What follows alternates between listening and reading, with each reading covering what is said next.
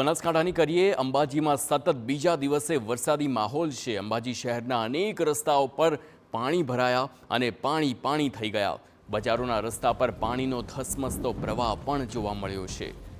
તો આ દ્રશ્યો જોઈ શકો છો।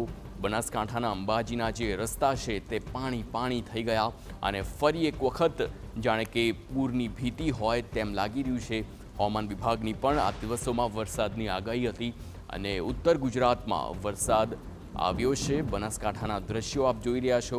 અંબાજીમાં સતત બીજા દિવસે વરસાદી માહોલ અને રોડ રસ્તા પર પાણીનો આ ધસમસતો પ્રવાહ ફરી વળતા વાહન ચાલકોને હાલાકી ભોગવવાનો વારો આવ્યો છે।